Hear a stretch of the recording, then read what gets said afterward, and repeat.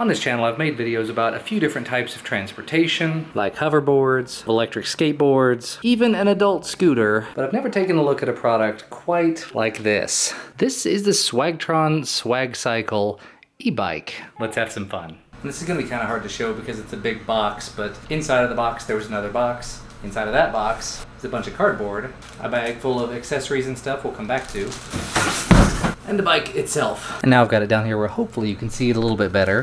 Everything's covered in cardboard, plastic, and bubble wrap, and tape. So it's pretty easy to disassemble.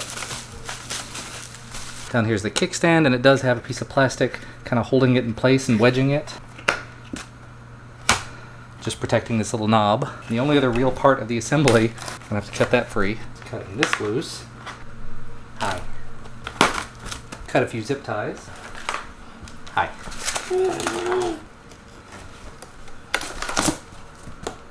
Gotta lift this up and just click it into place like that. There is a wrap around these cables here, and I've heard that people do like to take that off. I probably will. Pull some more tape and bubble wrap off, and that's actually about it. Hello again.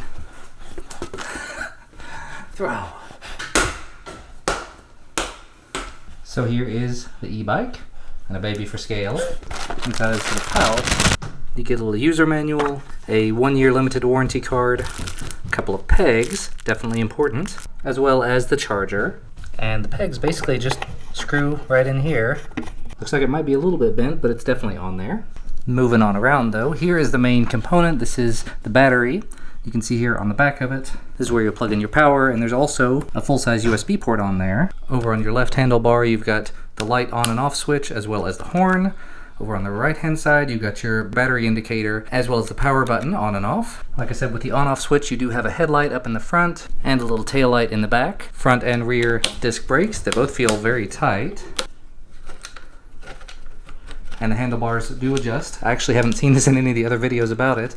There's a little handle here, so you can just sort of rotate them to wherever they're comfortable and lock it back in place, just like that. Mine came a little bit dirty, so I'm guessing maybe it was just kind of handled rough in the factory. But from what I have seen and read, I now have to plug this in for 5 hours, so I'm gonna go ahead and do that. And actually, while we wait, here are some of the specs. This thing is very lightweight for its size. It's 29 pounds. It can go up a max incline of 12 degrees and carry up to 264 pounds of load. It has a 36 volt, 4.4 amp hour, 4400 milliamp hour battery.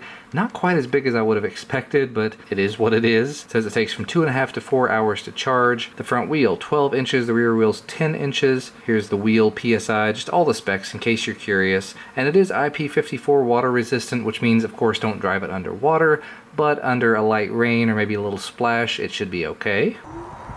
Here he goes. Man, that thing goes. Well, I can't see him. He's fast. There he goes.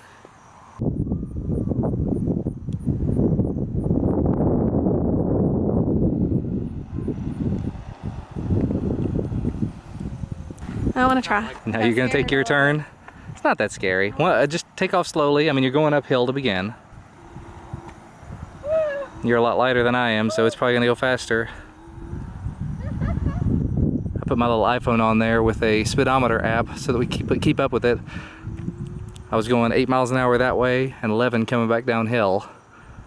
So 8 to 10 miles an hour, not bad. And here she comes, flying down through here. I think this thing's right up your alley. This is so fun! Yeah? So we gotta go buy another one? Yeah. Well, that's carrying your dad. Oh, the back wheel is like... Yeah, the back wheel needs some air. Needs some air. But it's continuing, it's working. And I gotta say it, that was a ridiculous amount of fun. All told, between Christina, her dad, and myself riding it, I think we did 2.5 to 2.75 miles or so. And the little fuel meter, the battery gauge, it shows between a half battery to a quarter of battery, depending on how much load that you've put on it. So I think 2.5 miles of that was just me, because basically after they stopped riding, after they went up and down our little cul-de-sac a few times, I got on and I circled the neighborhood. Like I went from one end to the other, up hills and down. There were some of the hills pedals that were more than 12-degree grade, so I had to help out a little bit. I had to give it a little push, kind of like I was just running on it. So it did give me a tiny bit of a workout as well, but for a first time, not that bad. I went ahead and put it on charge in the garage, and I did attach my little GoPro mount to it with a phone clip on it so that I can have my phone on there, as I mentioned earlier. So I've got a little speedometer, or I can have Pokemon Go running, or whatever, and I think it's going to be an awful lot of fun. And as Christina mentioned earlier, we may have to pick up a second one just because she had so much fun on it. But that's probably where I'm going to wrap this video up for today. If you have any questions about it, if you'd like to see anything else about it, maybe I can take the Karma Grip out on it and do a little ride with it or something, I don't know, let me know. I found it on sale at Monoprice for $350, but it's $3.99 all day long at Amazon and Best Buy and wherever else. So I'll put links to all the places that I've been able to find it down below. $3.99 for it is not a bad price. $3.50 is an awful lot better in my opinion. And actually, compared to the electric skateboards that I've ridden, it pulled my weight better and I felt a lot more comfortable on it. So if I'm going out to ride something, it's probably going to be that for a little while, and I will probably keep it in the back of my car just so that if I go somewhere and I need to be able to zip around very quickly, that'll get the job done for me. So again, let me know if there's any questions you have about it or anything you'd like to know, any follow-ups you'd like to see. Hit the thumbs up if you liked it, subscribe to the channel to get all my videos when they become available, and I'll see you again next time.